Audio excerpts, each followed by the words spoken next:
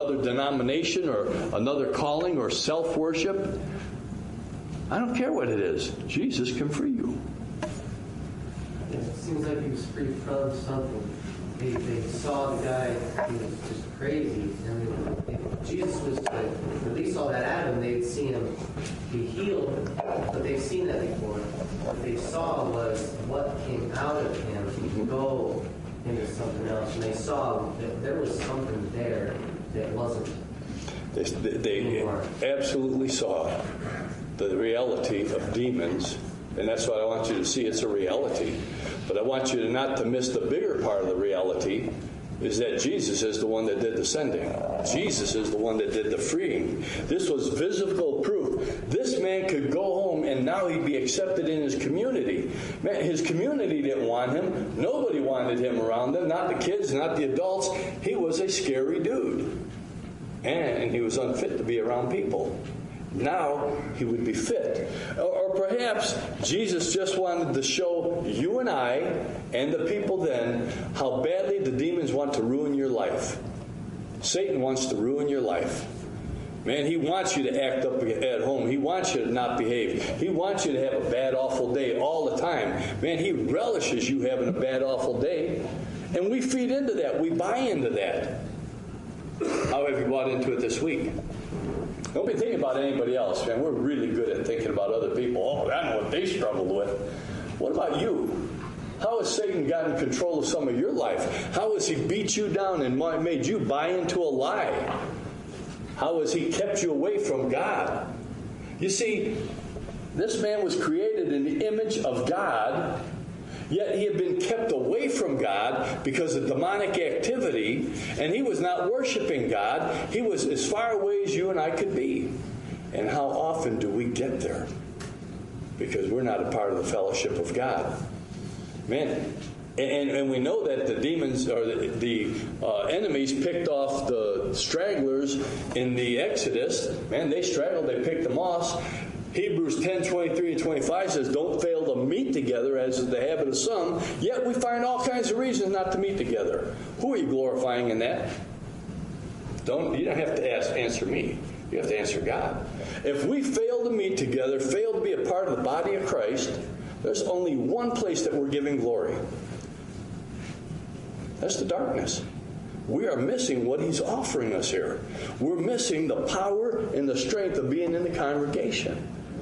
That's what this man, other part of what he was missing. He was missing the divine communication with God, and he was missing the support of believers. But I want you to see what's going to happen to him in a minute, because it's important. Before we get there, though, one thing that this passage makes absolutely clear, and we shouldn't overlook it, be up on the wall. The demons had to ask permission. They couldn't do what they wanted to do. Satan had to go before God and ask permission to mess with Job. They had to ask permission of Jesus before they could enter the pigs. What does that tell us about Jesus? He has all authority. He tells us all authority is given to him. He has all authority over anything that's beating down in your life. All you got to do is believe it and walk in it. Does that mean I'll never struggle? Absolutely not. Absolutely not. You are going to struggle. Why? Because Satan is a lion prowling around seeking to devour you, and Peter is writing to Christians. Folks, look at who the letter is written to. There's valuable information there. That's not written to lost people. It's written to believers to tell us how to live and help the lost people and how to stay healthy spiritually ourselves. Power of the testimony, B, under number 3, Roman number 3. The dramatic end to the swine was an all-powerful visual testimony for the ex-demoniac that he had been delivered. It was also a powerful testimony to the world around. It was one that he would never forget, the disciples would never forget, and I don't think the people that lived in that area would ever forget. It's a dramatic destruction of the pigs, and coupled with what happened to him, that's a great display of Jesus' power. Look at verses 14 through 15. Then the herdsmen ran away, and they reported in the city and out in the country, and the people came to see what what it was that had happened. And they came to see Jesus and observed the man who had been, past tense, who had been demon-possessed, sitting, clothed, in his right mind, the very man who had the legion, and they became frightened. Man, the man is sitting there instead of roaming, purposelessly, screaming, yelling, cutting on himself, carrying on in a lunatic fashion. And now he is sitting there. Does it remind you of any other biblical story? Luke 8:35. Write it down. You know the story. Mary and Martha. Man, Martha is busy doing this and busy doing that. Man, she wants everything ready for Jesus. It was a good thing. But she was upset. That's a bad thing. At Mary, because Mary wasn't helping her. Do we ever get that way? Upset because somebody's not helping me do what I want to get done. Yeah.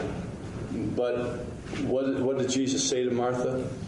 Mary is doing the best thing. And what was Mary doing? Connected to what the ex-demonized man is doing. Mary was sitting at the feet of Jesus, and she was worshiping and learning. Remember I said this guy didn't worship when he fell down before Jesus before? He is worshiping now. He is sitting at the feet of Jesus. He is in his right mind, self-controlled, and he is communicating with the Almighty. What a picture of real deliverance. That's what God offers you and I. Real deliverance. Man, I've not been in my right mind. You might know that or believe that. I haven't been in my right mind for years. I've been in my left. No. We might not have been in our right mind. We might struggle being in our right mind. All sorts of filth might come out of our mouth, one moment to the next. All sorts of bad. I might be angry, resentful, bitter. And I can get rid of all that by focusing on the Lord. As we looked at in Sunday school, Colossians chapter 4 or 3, man, focus on the things above. You know, Paul says that numerous times. He says it in Philippians 4, 6, and 7. He says it in Colossians. He wants us to remember, if I'm going to do spiritual warfare, the way to be victorious is not focusing on Satan and evil. It's to focus on the Lord and the things above, the things that are good, that are pure, that are acceptable, things that are holy. We sang a lot of holy songs today about holiness. That's what I need to focus on. This guy was focused now in the right place. He was literally in his right mind and self-controlled. And the people thought that was the greatest thing ever. No, sorry to say. Man, you have the testimony of the power of Jesus Christ. And you have, if you look at this, the contest between the demons, and that it's kind of absurd, you know, that they would go off into the illegitimate pigs, and the pigs went to hog heaven, and the demons went into the incorporeal abyss. And there was nothing. They got what they didn't want, didn't they?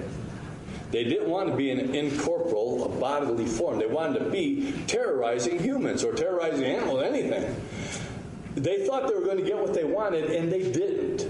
They got what Jesus gave them, which is not what they wanted. And that's the reality of the world of darkness. Jesus displays that incredible healing power, restored the man, and put the man in his right mind. And that's something that you and I need to remember, that transformation is possible for you and I. That same transformation is possible if we'll sit at the feet of Jesus, if we'll learn more about Jesus, if we'll worship him, and we'll focus on things above. That's what we each need. Perhaps this need goes directly to your heart today.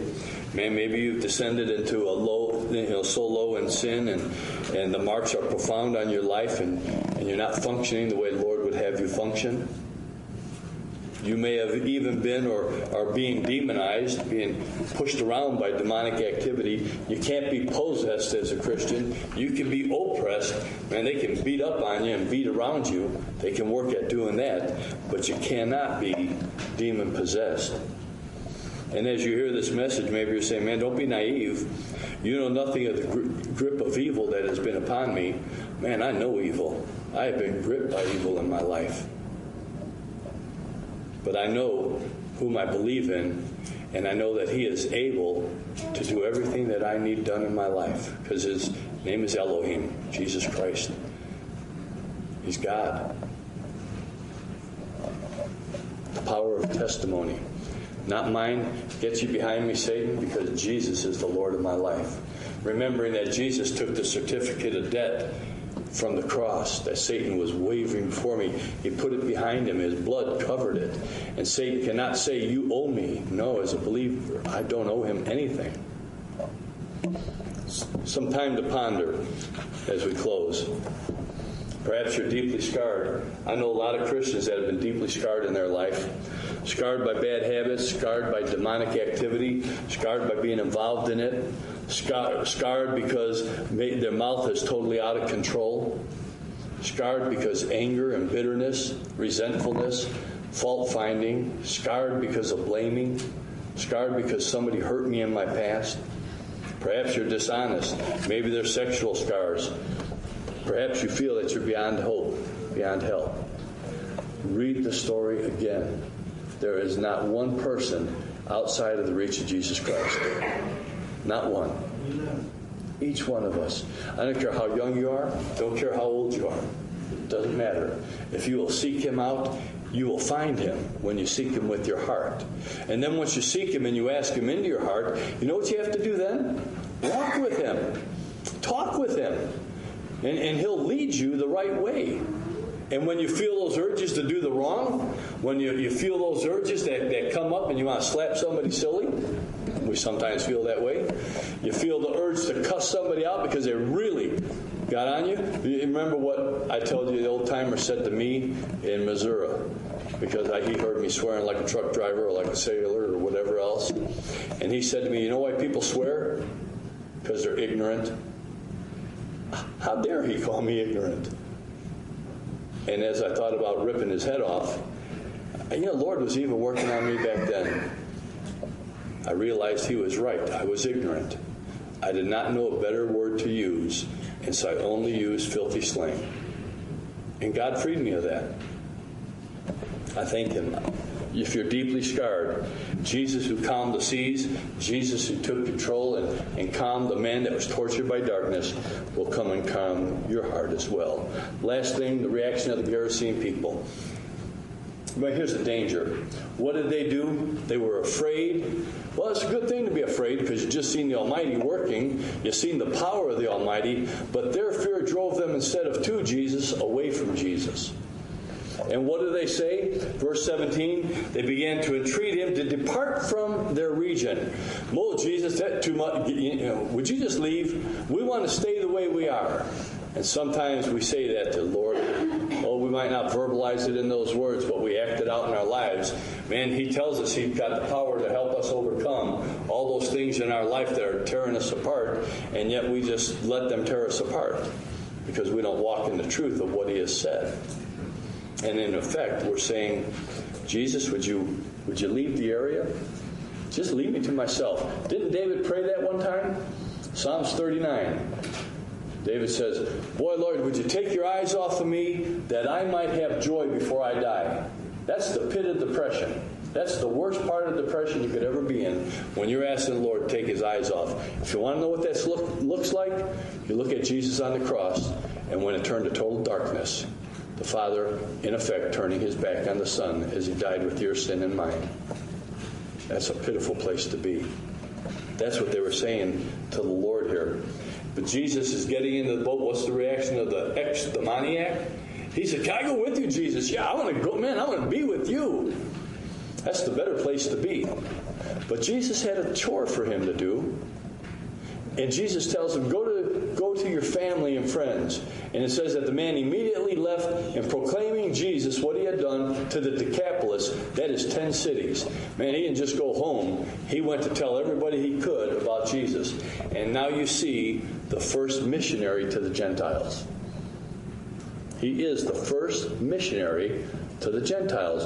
And if you don't want to take my word for it, read the scriptures, because Jesus tells the disciples when he sends them out, don't go to the Samaria, don't go to the non-Jews, only go to the Jewish people. This man, who was a Gentile, was sent to the Gentiles to proclaim the good news, because the Lord it wasn't that time for him to send his own people. But they would believe this guy. Why would they believe him? They will believe you if you're telling the truth about what you've been thinking, the way you've been acting, about the way you